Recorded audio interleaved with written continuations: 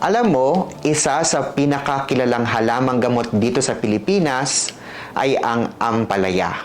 Halos lahat tayo, kahit hindi kumakain ito, alam na may health benefits daw siya, lalo na pagdating sa diabetes. Madalas mo pang marinig na parang ginagawa na siyang kapalit na gamot. May mga nagsasabi na kaya nitong pababain ang blood sugar.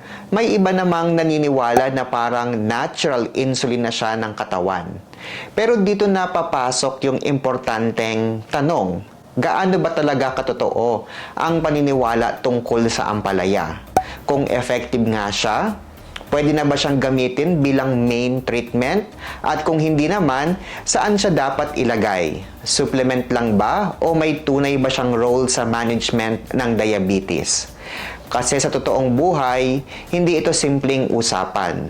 May mga pasyente na umaasa dito at minsan nababawasan o napapalitan pa ang iniinom nilang maintenance. At bilang pharmacist at nurse, ito ang mga sitwasyon na kailangan talagang malinawan. Kasi pwedeng makatulong ang ampalaya, pero pwede rin itong magdulot ng problema kung mali ang paggamit. Kaya sa video na ito, pag-uusapan natin ng maayos at direkta kung ano talaga ang kaya at hindi kayang gawin ng ampalaya base sa kung ano ang alam natin sa science at actual practice. Ako si Renz Marion, isang licensed pharmacist at nurse. At kung bago ka pa lang sa aking channel, please click the subscribe button at notification bell para maging updated ka sa aking mga video uploads.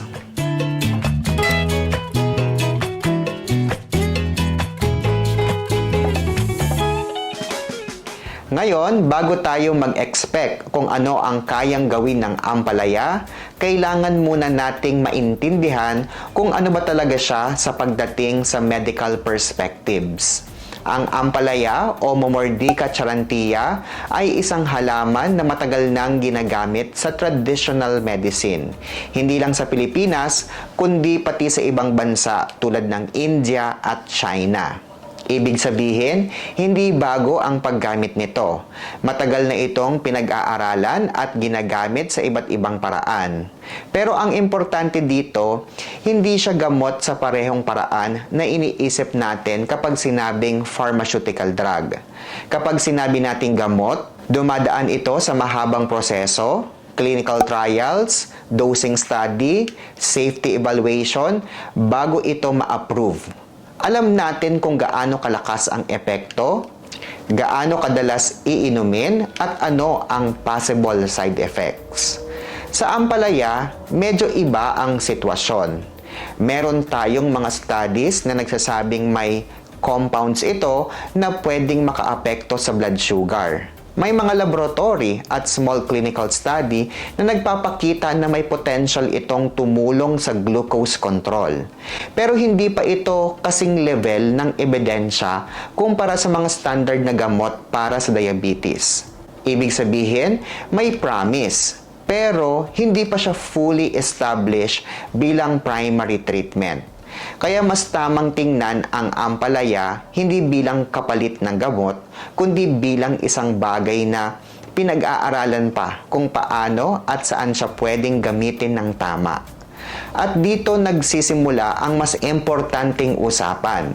Hindi kung effective ba siya o hindi, kundi kung gaano siya ka-effective at sa anong sitwasyon lang siya dapat gamitin. Ngayon, paano nga ba kumikilos ang ampalaya sa katawan? Hindi siya iisang mekanismo lang. Actually, may ilang paraan kung paano siya posibleng makaapekto sa blood sugar. Una, may compounds ang ampalaya na tumutulong sa pagpasok ng glucose sa loob ng cells. Ibig sabihin, imbis na manatili ang asukal sa dugo, mas nagagamit siya ng katawan bilang energy.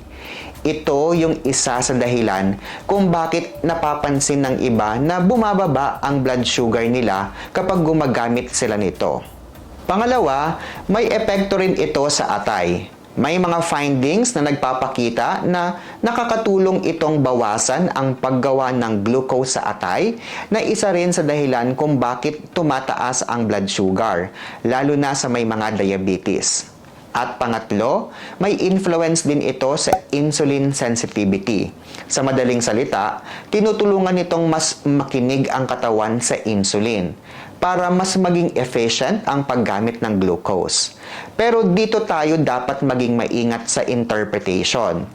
Kahit na may ganitong mechanism ang ampalaya, hindi ibig sabihin na pareho na agad siya sa lakas o reliability ng standard drug. Kasi sa actual use, iba-iba ang epekto niya sa bawat tao. May iba na may nakikitang pagbabago, may iba naman na halos wala. At isa sa dahilan nito ay hindi standardized ang dose. Depende kung kapsula, tsaa o mismong gulay ang kinakain. Kaya kahit may scientific basis kung paano siya gumagana, hindi pa rin siya ganon ka-consistent pagdating sa actual results. At ito yung critical na point na dapat maintindihan. May epekto, oo, pero hindi siya predictable sa lahat ng gagamit. Ngayon, kahit may epekto ang ampalaya sa blood sugar, hindi ibig sabihin na pwede siyang gawing kapalit ng maintenance. Una, hindi pare-pareho ang lakas ng bawat produkto o paraan ng paggamit.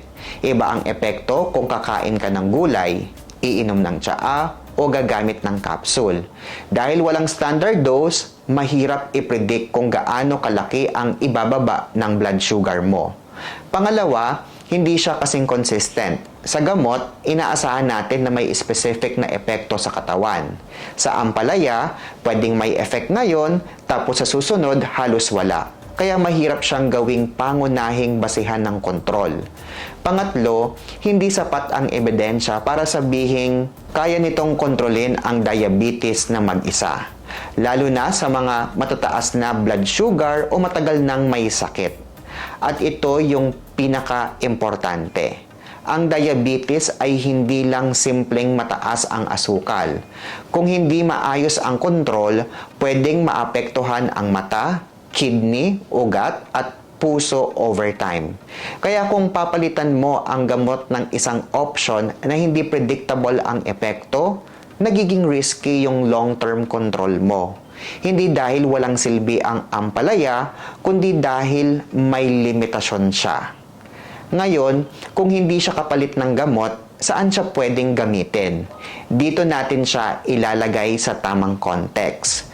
Pwede siyang maging adjunct o dagdag, hindi kapalit. Halimbawa, kung ikaw ay diagnosed na may diabetes at naka-maintenance na, pwede mong isama ang ampalaya bilang bahagi ng diet mo. Parang support siya, hindi siya yung main na nagkokontrol ng blood sugar mo. Pwede rin ito sa mga borderline ang sugar o pre-diabetic, kung saan lifestyle modification ang unang approach. Sa ganitong sitwasyon, mas may sense na isama ang ampalaya kasama ng tamang pagkain at exercise. Pero may dalawang bagay na kailangang tandaan. Una, kailangan pa rin ng monitoring. Kahit natural yan, may epekto pa rin sa blood sugar. At kung isasabay mo sa gamot, may chance na bumaba ng sobra kung hindi ka nagbabantay. Pangalawa, consistency sa lifestyle ang mas may malaking impact. Kahit uminom ka ng ampalaya araw-araw, kung hindi maayos ang diet at sedentary ang lifestyle, limitado pa rin ang magiging epekto nito. So, ang tamang mindset dito, hindi siya magic solution. Pwede siyang maging bahagi ng mas malaking strategy para sa blood sugar control. So, ano ang pinaka dapat mong tandaan tungkol sa ampalaya? May potential siya na makatulong sa blood sugar at may scientific basis kung bakit. Pero hindi siya sapat para maging pangunahing treatment. Lalo na kung diagnose ka na at nangangailangan ng maintenance. Mas tamang tingnan ang ampalaya bilang bahagi ng overall approach kasama ng tamang pagkain, regular na galaw ng katawan at kung kailangan, gamot, At kung gagamit ka man nito, siguraduhin na may tamang gabay at monitoring, lalo na kung may iniinom ka ng iba pang pampababa ng blood sugar. Kung may natutunan ka sa video na ito, don't forget to like, subscribe, at i-share mo na rin ito sa mga kakilala mong may diabetes o nagbabalak gumamit ng ampalaya. Muli, ako si Renz Marion, isang licensed pharmacist at nurse. Sana po ay marami po kayong natutunan. Hanggang sa muli, ingat po kayo palagi. Bye!